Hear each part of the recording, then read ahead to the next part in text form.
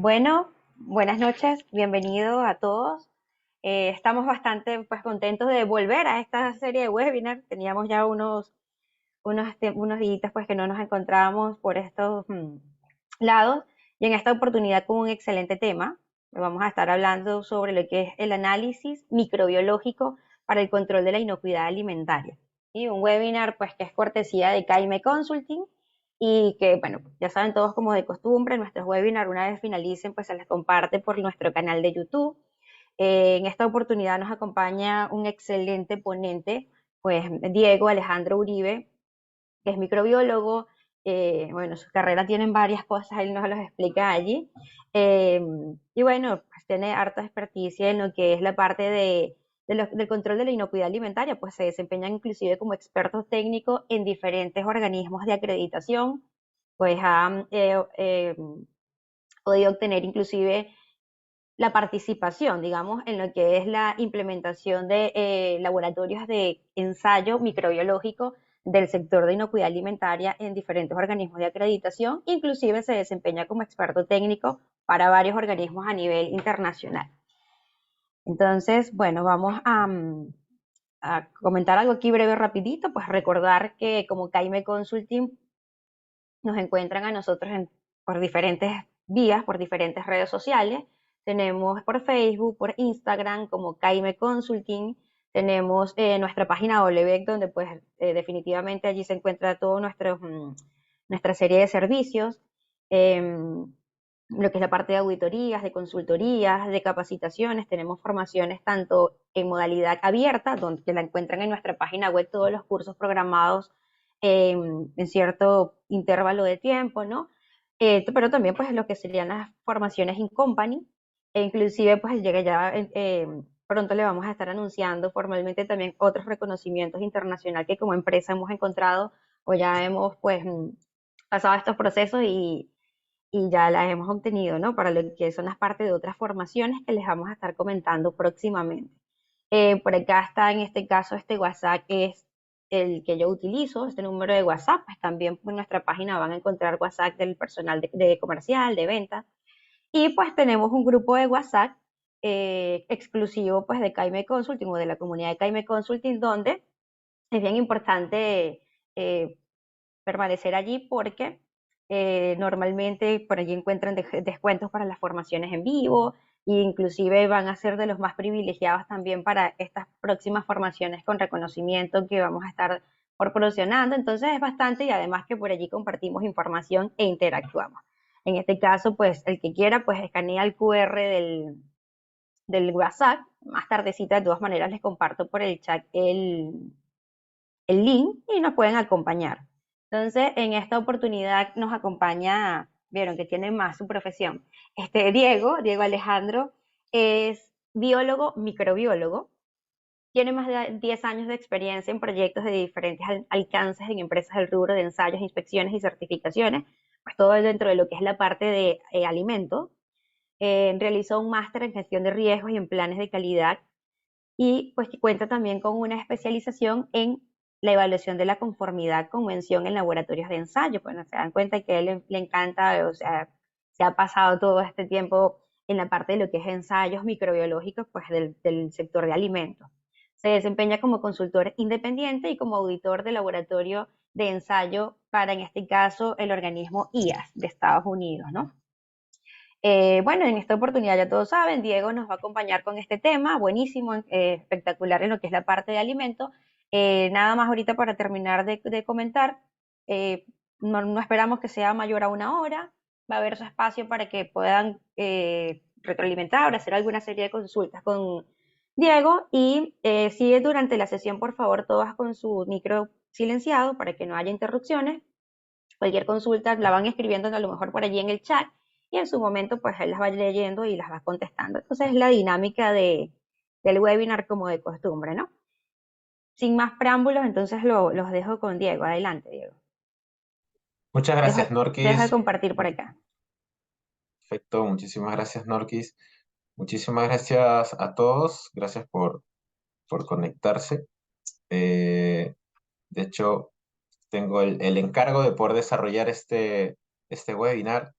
orientado al tema de análisis microbiológico en el control de la inocuidad de los alimentos. ¿Me confirman, por favor, si me pueden escuchar claramente, si se puede ver mi pantalla?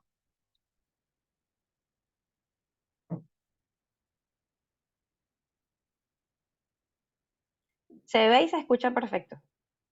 Perfecto, muchas gracias.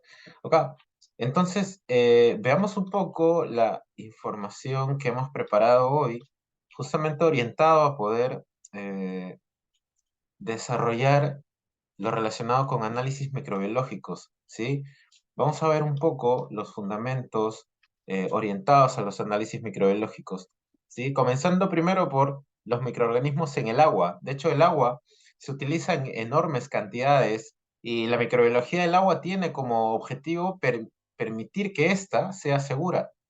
De hecho, la calidad del agua es un factor muy importante para poder garantizar la salud pública en general. Aplicando ciertos principios microbiológicos, podemos ver cómo el agua altamente contaminada puede ser tratada por acción microbiana y reutilizada para muchos propósitos, hasta incluso para poder convertirla en agua de bebida. Sabiendo esto, cobra importancia mencionar que el agua se convierte en un vehículo de enfermedades cuando no cumple con los estándares de inocuidad. Las enfermedades transmitidas por el agua comienzan como infecciones y el agua contaminada puede causar una infección, incluso si solo hay un pequeño número de patógeno en particular. Si la exposición causa o no la enfermedad es un factor que depende de la virulencia del patógeno y de la susceptibilidad de las personas, es decir, de la capacidad del huésped para resistir a la infección. Las enfermedades que son transmitidas por el agua pueden ser ocasionadas por la contaminación con otras aguas no tratadas o aguas tratadas incorrectamente, utilizadas finalmente para beber o preparar alimentos. Muchos microorganismos diferentes pueden causar enfermedades infecciosas transmitidas por el agua y algunos de los principales se resumen en la siguiente tabla que tenemos en pantalla. Tenemos vibrio cólera, que causó una pandemia hace unas décadas aquí en mi país, en Perú. Legionelas, tenemos salmonela, que causa la fiebre tifoidea, E. coli, que causa enfermedades gastrointestinales, que es tal vez la más conocida por todos, pseudomonas, que causa infecciones a la piel y septicemias, virus como hepatitis A, que causa hepatitis, así como parásitos como Yardia, que causa yardiosis, criptosporidio, entre otros.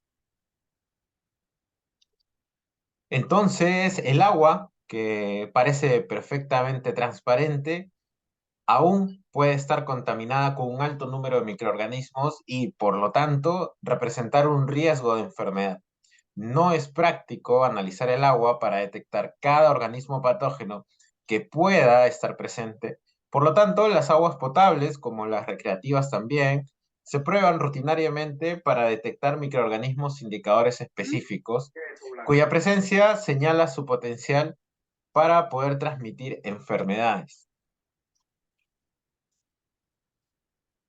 Un indicador ampliamente utilizado para evaluar la contaminación microbiana del agua es el grupo coliformes. Los coliformes son útiles porque muchos de ellos habitan en el tracto intestinal de los seres humanos y otros animales, por lo que la presencia de coliformes en el agua indica una probable contaminación fecal. Los coliformes se definen como bacterias facultativamente aeróbicas, gram negativas, en forma de bastoncillos, no esporulantes, que fermentan lactosa con la producción de gas dentro de las 48 horas a 35 horas.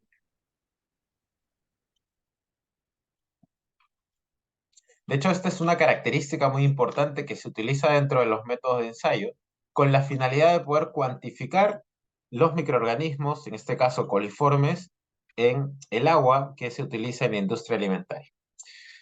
Esta definición del grupo coliformes incluye varias bacterias que no están necesariamente restringidas al intestino. Por esta razón, son los coliformes fecales los que son importantes en las evaluaciones de seguridad del agua en la industria alimentaria. Escherichia coli es un coliforme cuyo único hábitat es el intestino y que sobrevive solo un tiempo relativamente corto fuera del intestino. Es el coliforme fecal, que es clave y es de interés para poder monitorear la calidad del agua que utilizamos en la industria alimentaria. La presencia de células de E. coli en una muestra de agua se toma como evidencia de contaminación fecal y significa que el agua no es segura para el consumo humano.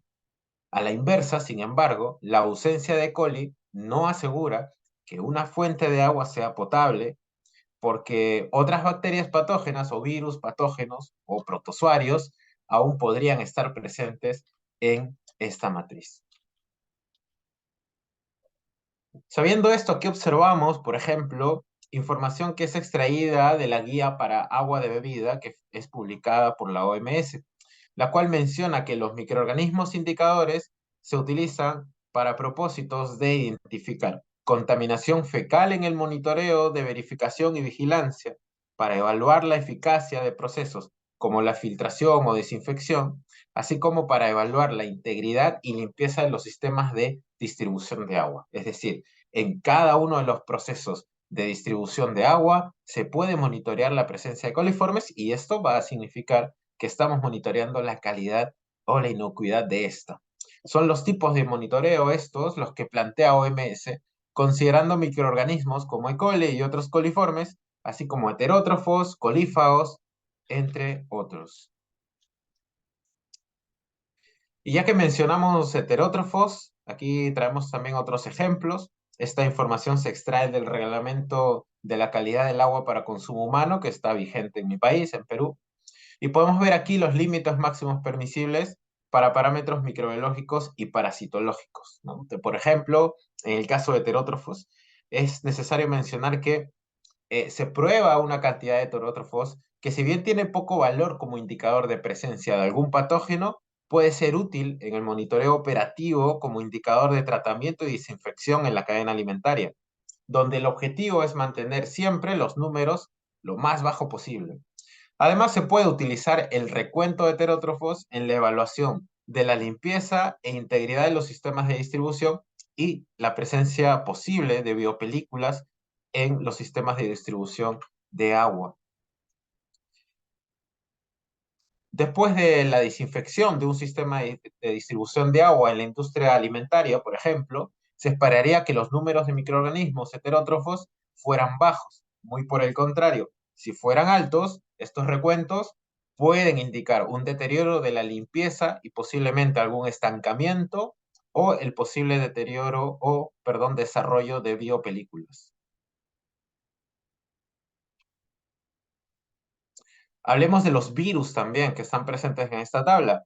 En este caso, los colífagos típicamente se replican en el tracto gastrointestinal de humanos y animales de sangre caliente. Su presencia en el agua de bebida proporciona un indicador de contaminación y por lo tanto de la presencia potencial de virus entéricos y posiblemente también de otros patógenos. La presencia de colífagos en el agua de bebida también indica deficiencias en procesos de tratamiento y desinfección diseñados para eliminar virus entéricos.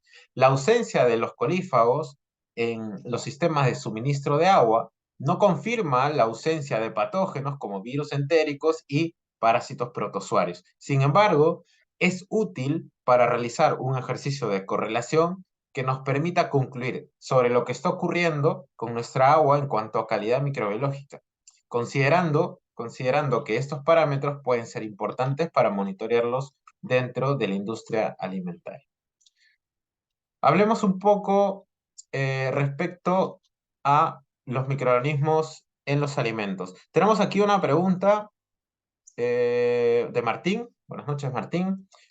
Entre los heterótrofos está Pseudomonas, así es, ¿sí? Dentro de los heterótrofos podríamos considerar un universo de microorganismos, ¿no? Que se alimentan de diferentes fuentes de energía, ninguna específica, y que pueden crecer a una temperatura media, ¿sí? Normalmente a 35 grados, y dentro de ese grupo podríamos encontrar pseudomonas también. Hablemos de microorganismos relacionados a los alimentos. Ok, Los alimentos que comemos, ya sean frescos, o sean preparados o conservados, rara vez son estériles. Casi siempre están contaminados con microorganismos de varios tipos y ocasionalmente con patógenos. Las actividades microbianas son claves para la producción de algunos alimentos, como los alimentos fermentados, por ejemplo, el yogur, ¿no? Pero la mayoría de los microorganismos que está en o sobre los alimentos no son bienvenidos y disminuyen ya sea la calidad de estos o la seguridad de estos alimentos. Muchos alimentos proporcionan un excelente medio para el crecimiento de bacterias y hongos. Los alimentos almacenados adecuadamente aún pueden sufrir deterioro de los alimentos, pero generalmente no son un vehículo para la enfermedad, asumiendo que estaban libres de patógenos antes de conservarse. Esto se debe a que, con raras excepciones, los organismos responsables del deterioro de los alimentos no son los mismos que los que causan enfermedades transmitidas por alimentos. Las enfermedades transmitidas por los alimentos se asemejan a las enfermedades transmitidas por el agua en ser enfermedades de origen común. La mayoría de los brotes de enfermedades transmitidas por los alimentos se deben a la manipulación y preparación inadecuada de estos. Por lo general, afectan solo a unas pocas personas y rara vez se informan.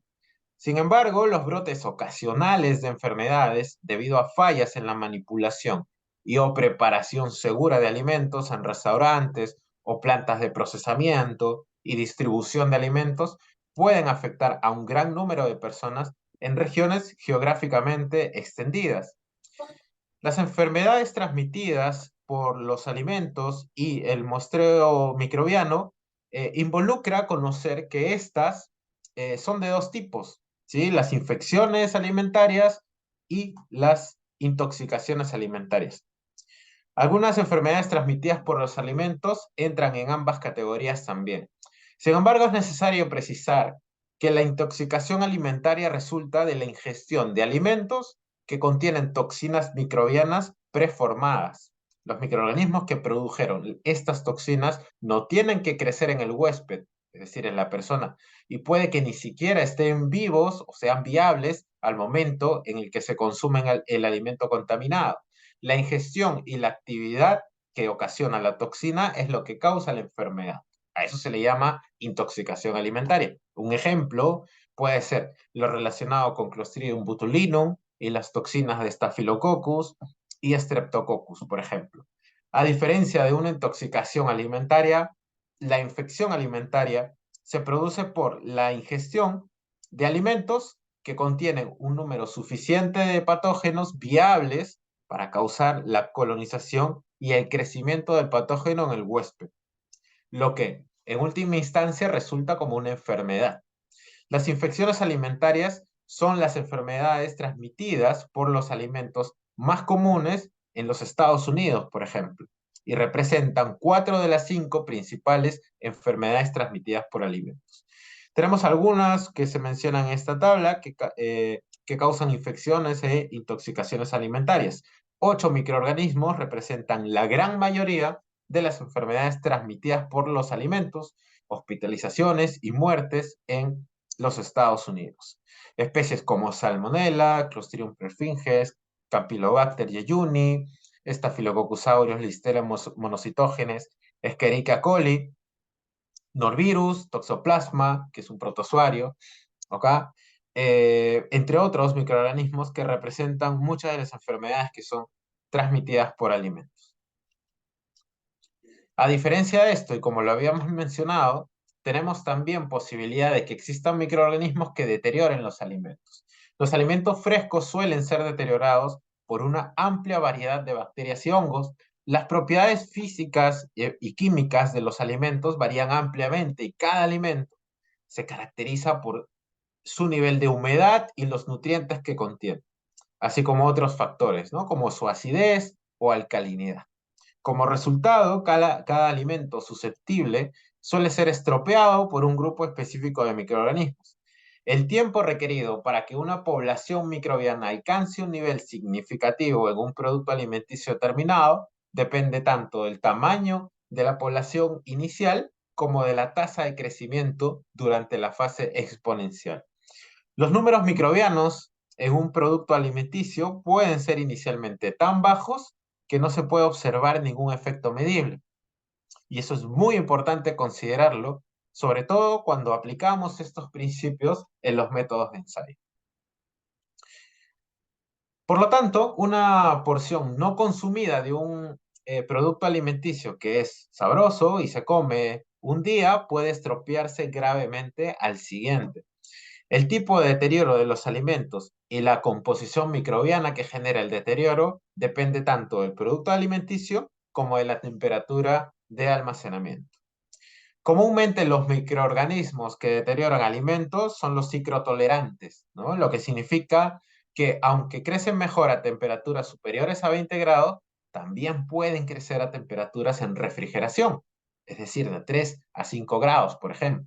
Sin embargo, a cualquier temperatura de almacenamiento dada, algunas especies crecen más rápido que otras. Y por lo tanto, la población de deterioro microbiano del mismo producto alimenticio almacenado a diferentes temperaturas podría variar significativamente. Tenemos una pregunta en el chat que nos dice Andrés Rivera. ¿Qué tal, Andrés? Mucho gusto. Dice, ¿es preferible cuantificar mesófilos, psicrótrofos o psicrófilos para alimentos refrigerados? Lo anterior para medir la pérdida de frescura.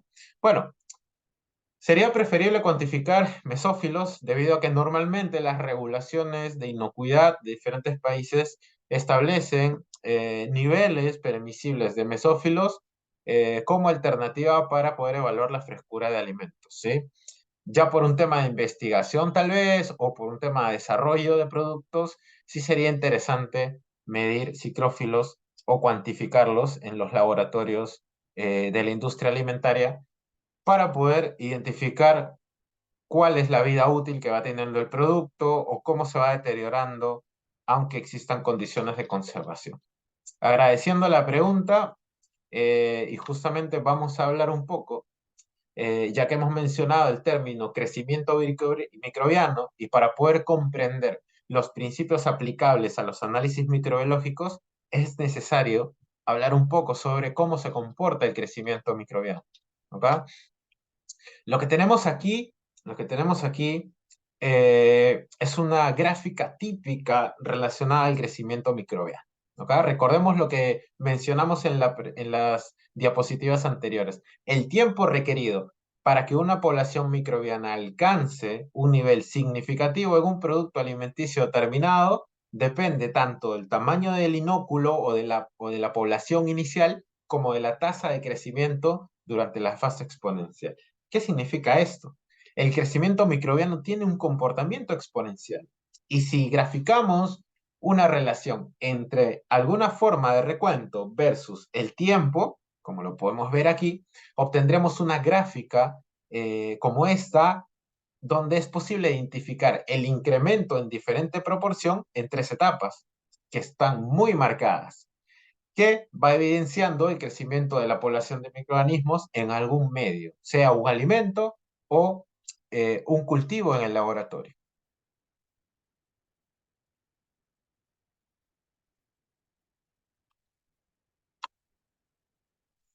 Tenemos una pregunta aquí, muchísimas gracias. Martín Núñez nos pregunta, ¿hay psicótrofos que son patógenos y hay que contarlos? Sí, podría haber la posibilidad de que alguno de estos microorganismos que tienen preferencia o la capacidad de poder multiplicarse, aumentar su población a temperaturas bajas, sean o tengan alguna actividad patógena. Y hay que contarlos, eso va a depender. Es necesario hacer ensayo de estos, va a depender de la regulación local que sea aplicable.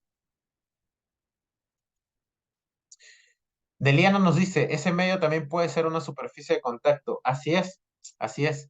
Y eso está definido como la complejidad de la matriz en términos microbiológicos, ¿sí?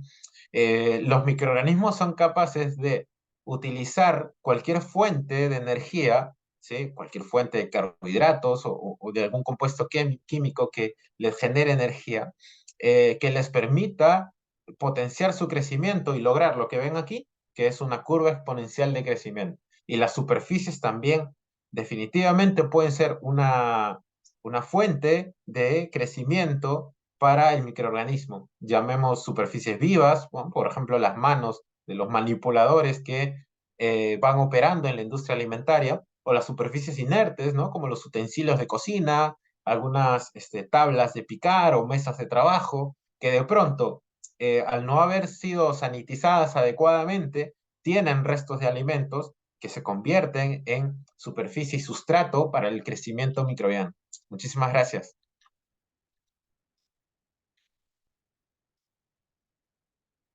Aquí tenemos otra imagen. Aquí tenemos otra imagen, ¿ok?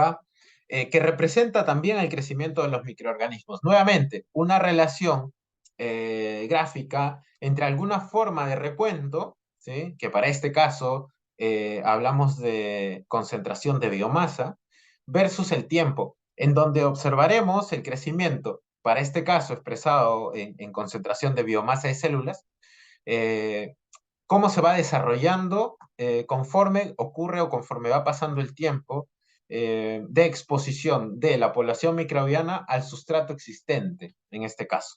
En el gráfico también podemos ver la concentración de azúcares reductores en el medio, ¿no?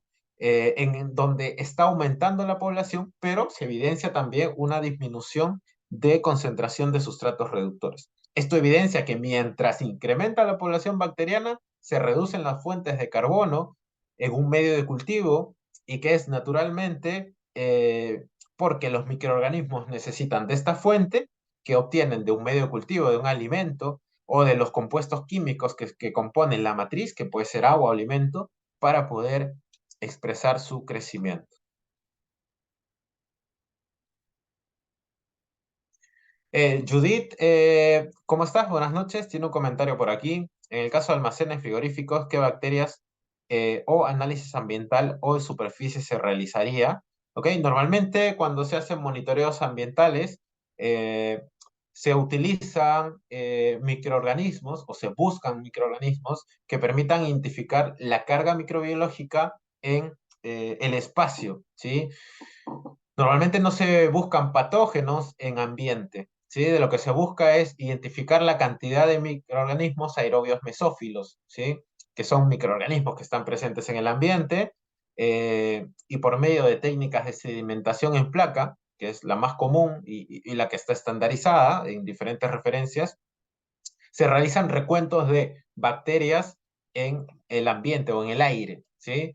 También se busca identificar la concentración o algún recuento relacionado con mohos, ¿sí? Que también son microorganismos que están presentes en el aire. Y en cuanto a lo que es superficies, si estamos hablando de un frigorífico, se esperaría monitorear las paredes internas del frigorífico, tal vez si existen anaqueles dentro del frigorífico que separen los productos distribuidos en este almacén, pues se buscaría por medio de técnicas de hisopado, de enjuague, por ejemplo, identificar algún patógeno existente en estas superficies, ¿sí? Existen metodologías para esto. Dice, es un establecimiento tipo de inspección federal, el cual está normado para cárnicos y otros productos para almacenar, ¿ok? No se hace producción, es almacenaje para congelado y refrigerado. Bueno, definitivamente hay que consultar la reglamentación del país. Lo general, lo genérico es monitorear microorganismos aerobios mesófilos en el ambiente, mohos en el ambiente eh, y en las superficies algún patógeno específico o un indicador de contaminación fecal sería bastante útil. ¿Ok? Rosa nos dice que escucha doble. Perdón, no sé si alguien más tiene el problema. Norquis, no sé si tú me escuchas claramente, de repente para poder solucionarlo. Yo te escucho muy bien, Diego. Ok, ok, Rosa, de pronto puedes ajustar en la configuración del audio No sé, y, alguien más por allí en el chat que nos comente. Todo bien, te dicen por acá. Bueno, sí, Rosa, revisa allí a ver cómo muchas tu gracias. configuración, tu audio. Ok, adelante. Ok. Gracias. ¿En qué tipo de ambientes, nos pregunta Mónica, en qué tipo de procesos o ambientes se debe cuantificar salmonela y listeria y por qué? Bueno, esto va a depender del tipo de proceso, el tipo de alimentos que estén procesando, ¿sí?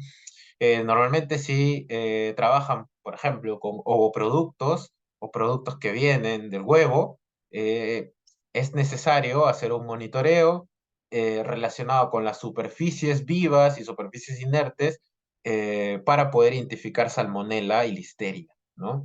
¿Y por qué? Porque la salmonela es un indicador de contaminación fecal también, ¿ok?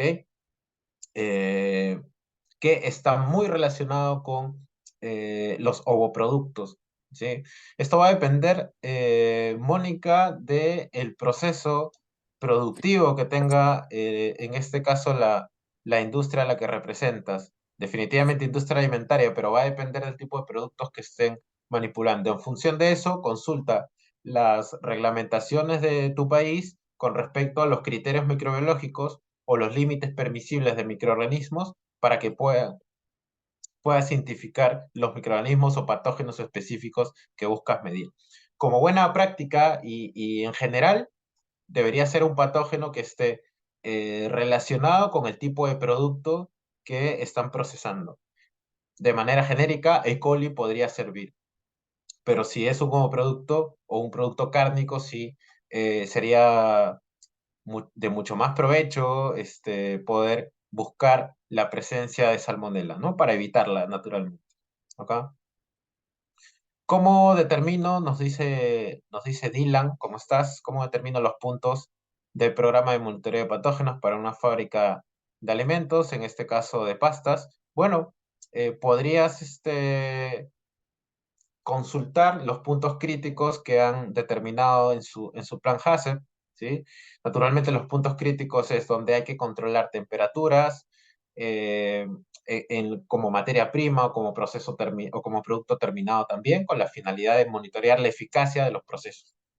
Normalmente empezamos siempre con una carga microbiológica cuando llega la materia prima. Lo que se espera es que, como parte del proceso, podamos llegar a reducir esa carga microbiológica, eh, y que el producto final tenga una carga que sea o que esté dentro de los límites aceptables.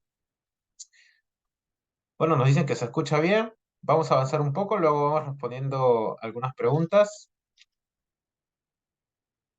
Seguimos. A ver, permítame un momento para... Bueno, y aquí lo que tenemos es una gráfica más detallada aún que nos va a mostrar cuáles son las fases del crecimiento microbiano. Esto nos va a permitir comprender el principio de los ensayos microbiológicos. Existe una fase lag, que se le llama así, que es una fase de adaptación, en donde el microorganismo se expone al medio de cultivo y se va adaptando a él, ¿sí? Eh, Va identificando cuáles son las fuentes de carbono, las fuentes de sustrato de energía que puede tomar del medio en donde está ubicado para poder iniciar su crecimiento microbiano. En esta fase de adaptación, la cantidad de la población inicial es igual a la cantidad de la población final, ¿sí? No obtenemos un crecimiento marcado que podamos identificar en algún tipo o bajo alguna técnica en el laboratorio. Luego viene la fase exponencial, ¿sí? Que ya es la fase donde el crecimiento microbiano se ha evidenciado, ¿sí? Y podemos ver un aumento significativo en la población. La tasa de crecimiento es muy alta en este punto. Definitivamente, eh, esta es la fase que utilizamos dentro de los ensayos microbiológicos para poder detectar a los microorganismos. Lo que buscamos dentro de los análisis microbiológicos es proveerle al microorganismo la posibilidad de, si es que está presente, tomar un sustrato que sea amigable, que sea compatible con su mecanismo biológico, bioquímico, y que le permita obtener energía para poder eh, aumentar su población. Luego viene una fase estacionaria, donde la fase de muerte, o perdón, la tasa de muerte y la tasa de crecimiento es igual, por lo cual la población no aumenta ni disminuye, se mantiene, ¿sí? Y después viene una fase de muerte, donde se agotó el sustrato, donde ya no tiene el microorganismo la posibilidad de tomar energía de ciertos compuestos químicos presentes en el alimento y por lo cual la cantidad de población microbiana va disminuyendo notoriamente, ¿sí? Estas fases del crecimiento microbiano sirven para poder comprender los principios de los ensayos microbiológicos, que es lo que vamos a ver ahora. Antes de eso creo que tenían alguna pregunta por aquí. Veamos. Nos dice Michael Figueredo, ¿cómo estás? Buenas noches. En el caso de bebidas alcohólicas, ¿qué tipo de microorganismos se debe controlar con mayor eficacia? ¿Ok? Bueno, va a depender del tipo de bebida alcohólica, naturalmente. Si es cerveza, normalmente son levaduras, algunos microorganismos aerobios y algún patógeno, posiblemente E. coli, como indicador de contaminación fecal u otro que esté asociado al tipo de proceso que tienen. Si existe un proceso muy manual, normalmente también se exige, o las reglamentaciones exigen, la identificación de Staphylococcus aureus, ¿no? O de especies de Staphylococcus, que están muy ligadas o que se ubican normalmente en la piel, ¿sí? Por lo cual se utiliza esto. Mónica nos dice extruidos, harinas y confiterías sucedáneos de chocolate. Ok, comprendo, comprendo. Bueno, naturalmente tal vez utilizan leche, tal vez utilizan huevo, o de repente, bueno, algún ingrediente para fortificar las harinas. Todo va a depender de los tipos de alimentos que estén usando en el proceso, ¿sí? Naturalmente, si son harinas, podrían buscar la posibilidad de poder realizar recuentos en mohos o en levaduras, ¿no? Que tienen preferencia por aquellos alimentos con baja humedad, ¿sí? Es muy importante conocer las características físicas y químicas de los alimentos. Lilian nos dice que patógeno sería bueno tener como indicador en conservas cárnicas en envases flexibles. Una pregunta muy interesante. Muchísimas gracias, Lilian. De hecho, lo que se busca normalmente en conservas, sean en latas o sean en envases flexibles, son microorganismos anaerobios, ¿sí? Son estos microorganismos anaerobios, es decir, que no utilizan oxígeno para poder, o como parte de su maquinaria bioquímica para el crecimiento, ¿sí? Debido a que, naturalmente, una conserva pasa por un proceso que permite eh, desarrollar un cierre hermético, ¿sí?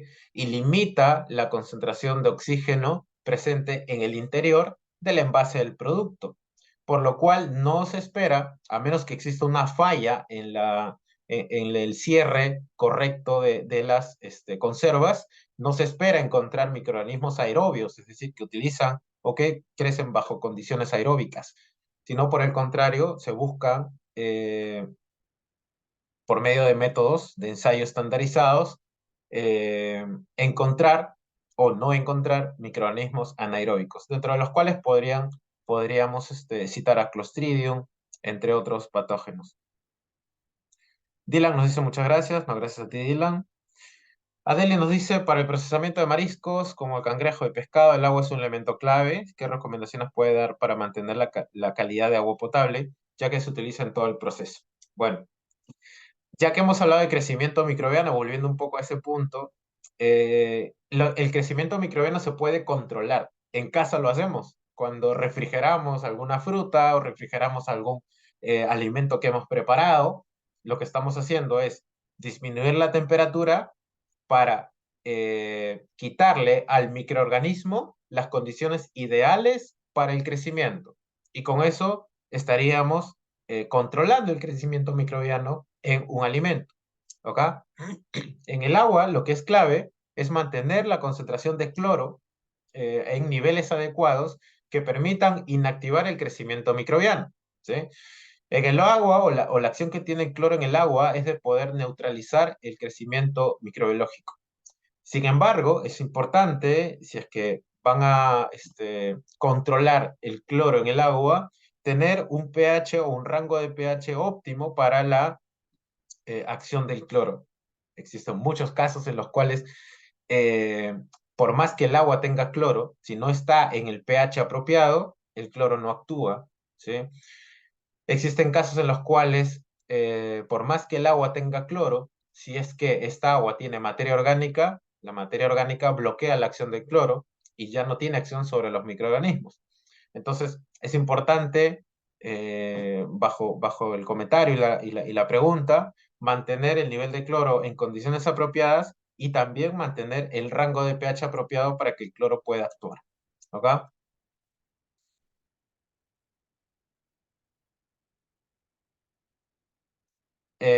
Bueno, tengo muchas preguntas. Muchísimas gracias porque el tema está bastante interesante. Lilian, eso va a depender de la regulación local, ¿sí? La concentración ideal va a depender de la regulación local y del destino de uso. Normalmente, por ejemplo, en aguas de piscina, la cantidad de cloro es mucho mayor. En agua que se usa en pediluvio, en la industria alimentaria, la cantidad de cloro es mucho mayor, porque se busca una acción desinfectante, ¿no? En agua potable, la concentración de cloro es menor, ¿ok? Eh, Porque si fuese mayor, podría llegar a intoxicar, ¿sí? Así que debe estar en niveles apropiados que va a depender de la regulación local, ¿sí? Nos dice que para productos pesqueros es vital disminuir tanto la temperatura como el proceso. Sí, en bebidas alcohólicas que los microorganismos se deben controlar, destiladas como vodka y rones, bueno, normalmente microorganismos aerobios, que podría ser una indicación del total, ¿no? Y naturalmente algún patógeno como E. coli o salmonela para poder controlar adecuadamente las superficies. Yo les agradezco mucho. Consulten igual siempre la regulación local. Les voy a dejar luego ahora que terminemos o antes que terminemos un enlace para que puedan tener alguna referencia respecto a qué microorganismo controlar dependiendo del tipo de alimentos. Les voy a compartir la legislación local aquí en Perú, la que aplica aquí en el país donde yo me desempeño, que pueden utilizarla como referencia, pero sugiero siempre que consulten la regulación local para no caer en algún error por omisión. Bueno, continuamos. Muchísimas gracias por las preguntas.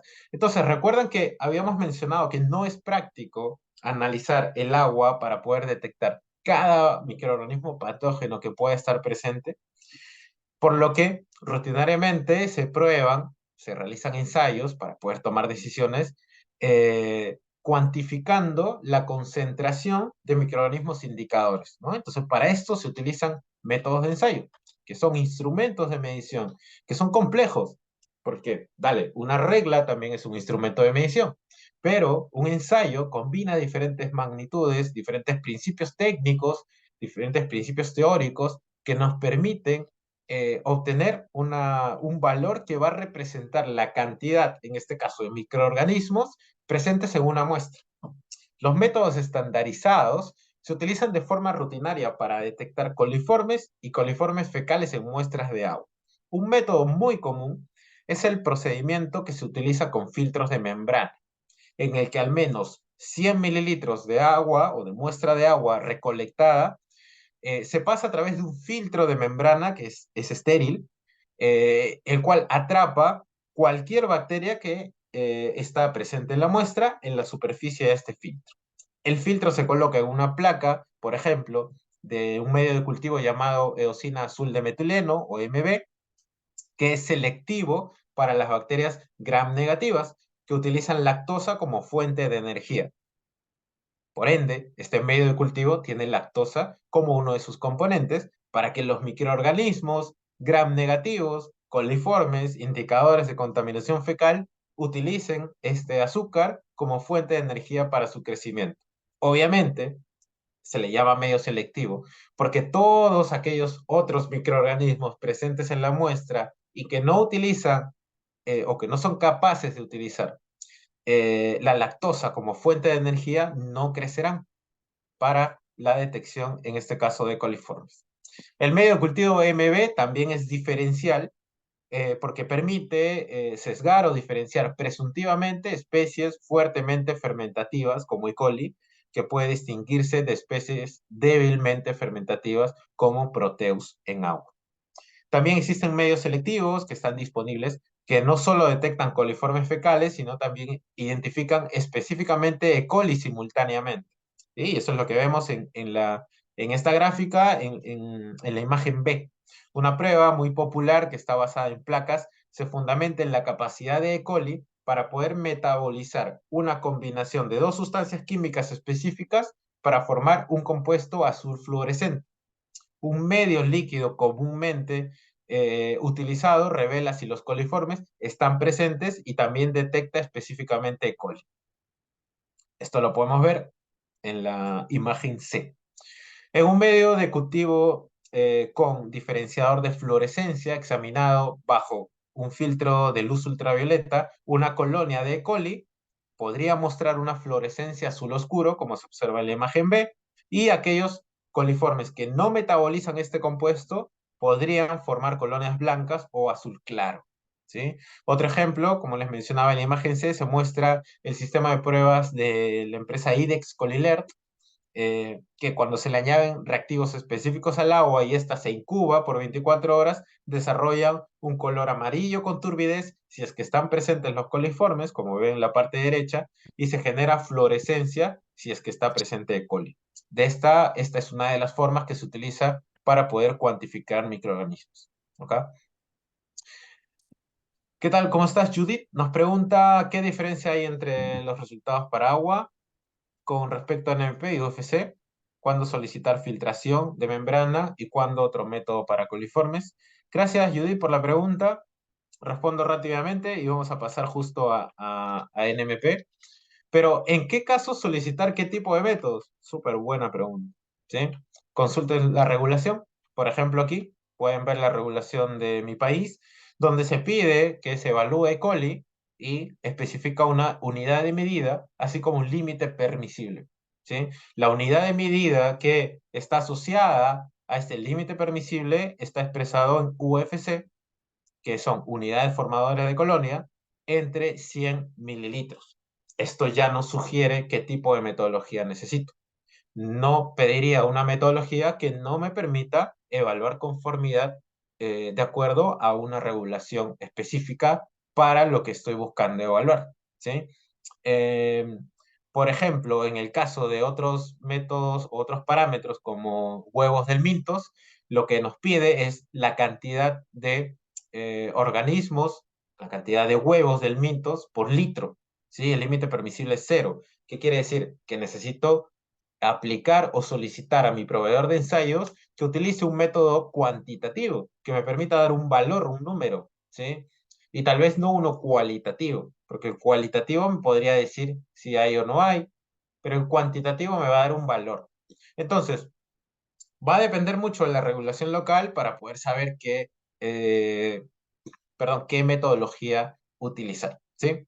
Consulten, por favor, la regulación local. Ahora les comparto esta y otra orientada o específica para alimentos. Bueno, como había mencionado, a, ya que tuvimos la pregunta, vamos a hablar un poco sobre el número más probable, que es una técnica específica, en este caso, que se utiliza tanto en agua como en alimentos, que son otros tipos de método de ensayo que están identificados como semi-cuantitativos y permiten identificar el número más probable que representa la concentración de microorganismos en una muestra. Estos métodos se aplican a diferentes tipos de agua. En la imagen ven un ejemplo de su aplicación en ensayos en agua, pero también se puede usar en alimentos utilizando los medios de cultivo, en este caso se llama lauril sulfato, para la selección de microorganismos fermentadores de lactosa. Este es un caldo de cultivo, un medio de cultivo líquido que tiene lactosa como fuente de energía para seleccionar solo a microorganismos que son capaces de fermentar lactosa. En este caso, el grupo coliformes. Y también pueden ver de color verde este medio de cultivo que se llama caldo verde brillante, que como parte de sus componentes tiene bilis, ¿sí? Y permite confirmar la presencia de coliformes. Naturalmente, estos microorganismos soportan concentraciones ya estudiadas de bilis. Se utiliza estas prácticas y este conocimiento teórico para poder desarrollar estos métodos de ensayo. Exactamente el crecimiento microbiano se evidencia en estos medios de cultivo por la formación de turbidez y gas. que son dos características que buscamos en los análisis microbiológicos. Ambas características deben presentarse para poder considerar como resultado positivo a coliformes, debido a que la turbidez mostrará que el microorganismo objetivo, en este caso coliformes, es capaz de utilizar los nutrientes que están en el medio de cultivo y aumentar su población, ¿ok? Bajo condiciones que están estipuladas por el método de ensayo. Así como también nos muestra que este microorganismo es capaz de fermentar la lactosa. Si encontramos formación de gas dentro de las campanas Durham, que son estos pequeños tubos invertidos que están dentro de los tubos de ensayo, estos tubos más pequeños que están dentro del otro, si el microorganismo es capaz de fermentar la lactosa por este efecto de su bioquímica, va a generar gas y este gas va a quedar atrapado dentro de estas campanas y vamos a poder evidenciar que hay crecimiento y hay formación de gas. ¿Ok?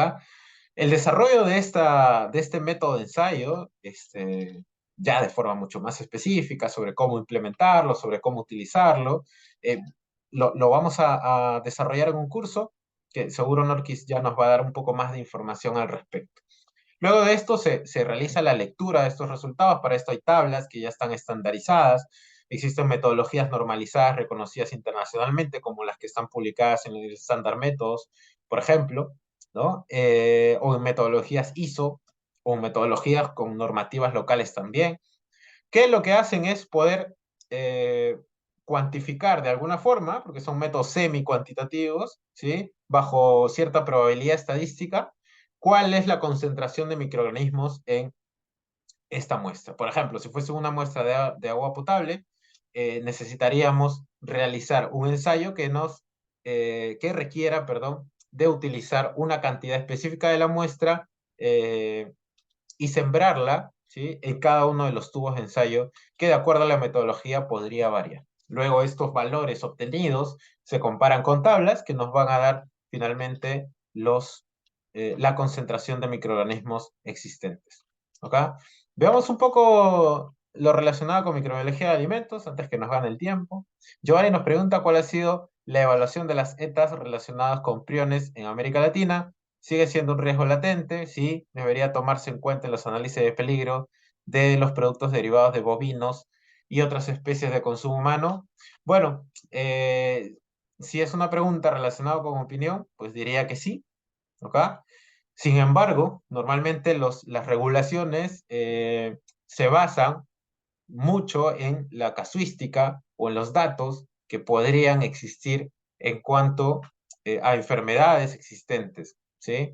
El virus de la vaca loca, por ejemplo, que es uno de estos priones, eh, tiene ciertas restricciones en algunos países. Recuerdo mucho una normativa de la comunidad andina que prohíbe importar productos que como parte de sus ingredientes tengan eh, fuente proteica de animales de ciertos sectores del mundo. ¿Sí? Existen regulaciones de alguna forma. De repente no se monitorean porque existen prohibiciones. ¿Ok? Pero eso va a estar muy ligado a si existieron casos o no. ¿Sí? Muchísimas gracias, Giovanni, por la pregunta. ¿Ok? Nos deja Norquis por aquí el, el enlace para que puedan unirse al chat donde se comparte siempre información interesante y información de los siguientes cursos que tiene KM Consulting también. Bueno, veamos un poco sobre la microbiología de alimentos antes que nos gane el tiempo. Muchísimas gracias por las preguntas. Para comprender la microbiología de los alimentos ya tenemos metodologías estandarizadas y normalizadas, ¿sí? Tenemos estas definiciones relacionadas con el proceso de preparación de muestra, que es una de las etapas importantes al momento de desarrollar análisis microbiológico. Tenemos 4 instancias: muestra, muestra de laboratorio, que es lo que normalmente se envía al laboratorio; la muestra de prueba, que ya dentro de la industria alimentaria se le llama compósito, o la combinación o una preparación previa a seleccionar la porción de ensayo; y la porción de ensayo como tal, que finalmente es la cantidad que se va a utilizar, que puede ser en medida de volumen o medida de masa, para poder realizar los ensayos en el laboratorio. ¿Sí? Entonces son estas 4 instancias que finalmente nos permiten comprender el inicio y la etapa relacionada con la preparación de muestras en los ensayos microbiológicos. Estas son las etapas de los ensayos microbiológicos en alimentos. La preparación de la muestra, un preenriquecimiento, porque lo que buscamos, recuerden, como está en el fundamento del crecimiento microbiano, es aumentar la población posible existente, que podría ser de un patógeno, en una muestra de alimento. Entonces necesitamos preenriquecer la muestra, nuestros cultivos, ¿no? Con la finalidad de poder seleccionar el microorganismo patógeno que deseamos estudiar dentro del universo de microorganismos que podría estar en la muestra. ¿Ok? Luego existe una etapa de aislamiento donde vamos a separar el microorganismo objetivo de otros, ¿sí? Que forman parte del mismo grupo, que tienen casi las mismas características bioquímicas, por ejemplo, ¿no? Luego hacemos una selección y luego hacemos una confirmación. Estas son las etapas genéricas de los métodos de ensayo microbiológicos en alimentos, ¿ok? Como bien lo había mencionado, estas etapas y con mayor detalle el desarrollo de metodologías específicas las vamos a ver en el curso que luego Norquis nos va a comentar. Esta es la secuencia para un ensayo microbiológico en alimentos, ¿no? Tenemos la muestra de laboratorio, seleccionamos la porción de ensayo, agregamos un diluyente específico que normalmente tiene iniciadores de crecimiento. Recuerden, los microorganismos pasan primero por una fase lag, una fase de latencia, en donde se van adaptando a su nuevo medio, a su nueva posición o ubicación, ¿sí? Y para esto se utilizan diluyentes que tienen activadores de crecimiento, como peptona, triptona, entre otros, ¿no? Luego se realiza una homogenización, ¿sí? Que permite destruir las porciones o la porción de ensayo y poder liberar los microorganismos presentes en la muestra. Naturalmente se hacen diluciones porque podrían estar en concentraciones muy altas y es necesario diluir para poder tener la concentración en números contables, ¿sí? Esto se pasa normalmente a placas de ensayo, donde vertimos medio de cultivo, ya medio de cultivo que tienen alguna característica específica. Si es que vamos a hacer alguna identificación de un patógeno, necesitamos medios selectivos o medios específicos para poder seleccionar el patógeno. Si no necesitamos seleccionar un patógeno y queremos contar la totalidad posible de microorganismos viables, utilizaremos medios de cultivo que no tengan alguna restricción en cuanto a microorganismos, sino que ofrezcan nutrientes para que todos los microorganismos existentes puedan crecer. Los ensayos microbiológicos para determinar, por ejemplo, microorganismos aerobios, utilizan este tipo de medio de cultivo. Pasa por un proceso de incubación y luego obtenemos unidades formadoras de colonia, ¿no? Que nos permiten contar la cantidad o estimar la cantidad que existe de microorganismos en la muestra. El resultado de una prueba puede verse afectado tanto por la composición de la matriz como por la distribución microbiana, ¿no? Y pongo un ejemplo aquí en la imagen, un plato con diferentes ingredientes. No siempre cada ingrediente va a tener la misma concentración. En los ensayos microbiológicos existen técnicas para poder combinar y preparar la muestra apropiadamente que nos permitan obtener una cantidad representativa y razonable de porción de ensayo para poder cuantificar los microorganismos. Mencionábamos esto porque existen matrices o productos que son más heterogéneos, como una hamburguesa, por ejemplo, que tiene un pan, ¿no? Lechugas, tomates, queso, si es que es necesario. La superficie o la base del pan está entrando en contacto con otra superficie que tiene otra concentración de microorganismos. Entonces, estamos hablando de una complejidad, una matriz heterogénea, ¿no? Pero la preparación de muestras, las técnicas de preparación de muestras también abordan la posibilidad de que este producto sea menos heterogéneo. No se dice que es homogéneo porque se asume que podría ser homogéneo. ¿Ok? Lo que tenemos es una matriz que es más fácil de mezclar, por lo cual podría ser menos heterogéneo. ¿Ok? Los protocolos son diversos en cuanto a la preparación de ensayos. Vamos a ver mucho más de esto en el curso que ya Norquis nos va a mencionar, que incluyen la preparación de compósitos, la obtención de porciones de ensayo, así como luego los protocolos de ensayo como tal. Existen infinidad de protocolos de preparación de muestra para las diferentes aplicaciones que tenemos en la industria alimentaria. Lo que vemos aquí es una placa con colonias, eh, es un típico recuento de aerobios, donde si ven podemos ver diferentes tipos de concentración, perdón, de características de crecimiento microbiano, de diferentes colores, con ramificaciones, algunos se expanden y invaden toda la placa Petri, otros no, son más pequeños como estos, ¿sí? Pero cada uno de ellos es un microorganismo, es un universo eh, que los métodos de ensayo aplicados a la industria alimentaria buscan recuperar para estudiar la posible presencia de algún patógeno. Para esto, pues se hacen diluciones sucesivas y se trasladan volúmenes específicos a diferentes placas con la finalidad de poder identificar la concentración de microorganismos en el alimento. Aquí les muestro un protocolo relacionado con la detección de salmonela, que es otro tipo de metodologías. Hay metodologías que permiten cuantificar, ¿no? Y hay metodologías que permiten solo detectar. Normalmente, aquellas metodologías que están orientadas a microorganismos patógenos trabajan bajo un principio de detección, si están o no están, si hay presencia o hay ausencia, si se detecta o no se detecta. Son binarias, ¿no? Porque lo que se espera, al ser un patógeno, es que no esté presente, ¿no? Independientemente de la cantidad que pueda haber, lo que normalmente busca la regulación es controlar que éste no esté presente, independientemente después, si es que existe una cantidad muy alta, finalmente va a ser peligroso si existe una célula o muchas, ¿sí? Bueno, pasa por procesos de preenriquecimiento. Normalmente los métodos de detección tienen estas etapas para poder aumentar la cantidad y la probabilidad de detectarlos, ¿sí?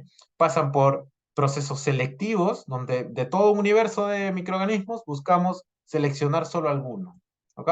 Y luego pasa por procesos de confirmación, porque dado que son microorganismos de interés general y alimentario, es necesario que el resultado sea confirmado de alguna forma, ¿sí? Los métodos de detección normalmente tienen estas finalidades. En el curso que vamos a desarrollar, vamos a hacer uso y también vamos a difundir el contenido de estas referencias que están relacionadas con ensayos microbiológicos en la industria alimentaria, la norma 7218, entre otras, que son normas ISO, que lo que hacen es establecer los requisitos para la operación coherente de los laboratorios que realizan ensayos microbiológicos en la industria alimentaria.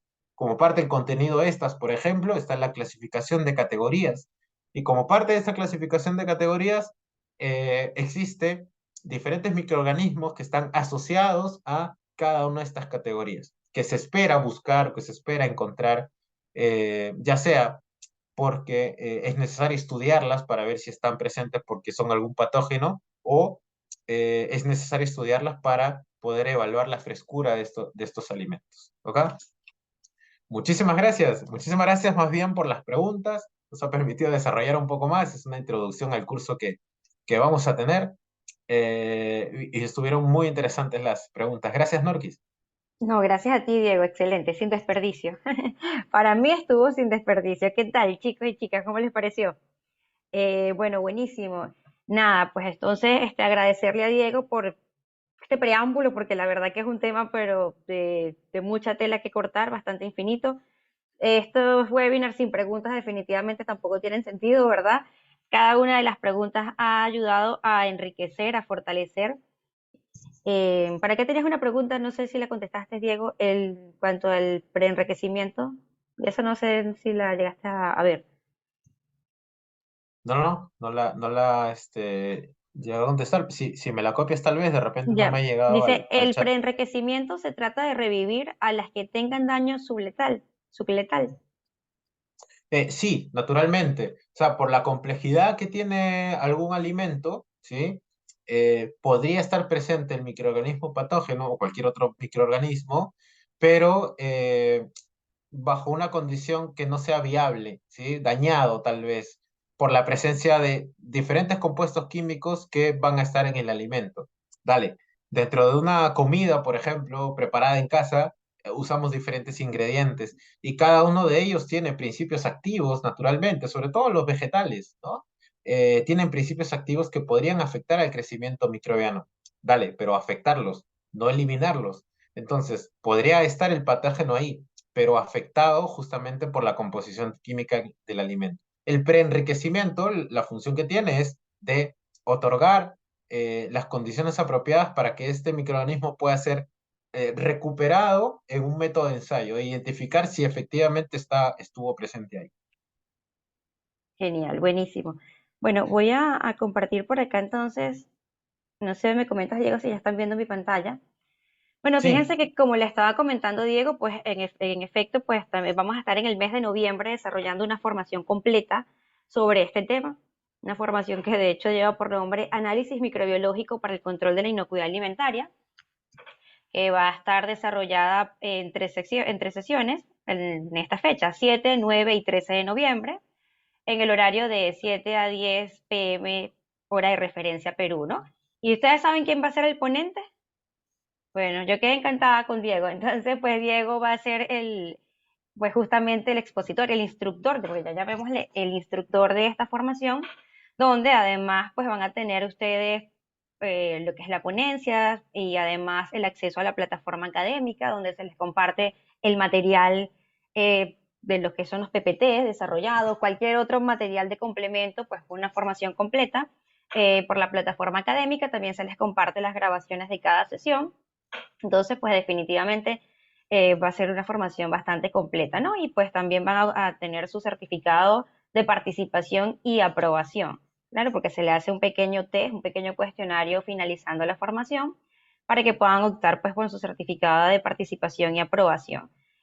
Todas nuestras formaciones, de hecho, en modalidad abierta, ustedes la pueden ver en nuestra página web, www.caimeconsulting.com, pero como les estaba comentando, nosotros, bueno, Diego desde hace un buen tiempo es parte de nuestro grupo de WhatsApp. Siempre para nuestros miembros ya del grupo oficial de Caime Consulting siempre hay descuentos. Entonces, pues, definitivamente a lo mejor ustedes van a recibir por sus correos, no sé, porque el área de comercial acá envía información y tiene un costo de tanto, pero cuando ustedes si van a oficializar su inscripción, ustedes dicen soy del grupo de Caime, ¿sí? Y ahí se verifica y normalmente siempre tienen un porcentaje de descuento. De hecho, hay muchas y vienen muchas cosas más bonitas, pues que estamos trabajando en ello. Mañana, de hecho, hay una noticia oficial para nuestro grupo de Caime, ¿no? Entonces, nada, pues por allí ustedes lo van a poder ver por nuestra página web en www.caimeconsulting.com y pues también, pues, en el correo de info@caimeconsulting se les estará mandando la información o cualquier consulta ustedes por los números de WhatsApp nos las pueden ir consultando, ¿no? Que por allí se les envía toda la información, va a ser bastante completa, pues allí recibirán su brochure con su temario y todo ello, donde Diego nos va a desarrollar a mayor detalle todos estos puntos donde, bueno, tiene ardua experiencia, ¿no? Diego es por allí de laboratorio, así de ir haciendo siempre experimentos y todo ello. Entonces, nada, pues ya saben que nos pueden acompañar por allí. Esperamos, de hecho, desarrollar unos cuantos webinars más al respecto, pues esto es una materia fascinante. Entonces, por allí, pues nos seguimos viendo. Ya saben que por el canal de YouTube, pues van a tener acceso también a este webinar en lo que ya esté disponible, en lo que ya se termine de grabar, se los compartimos para allá. Agradecida a todos, si gustan nos tomamos una fotico, podemos dejar de grabar acá y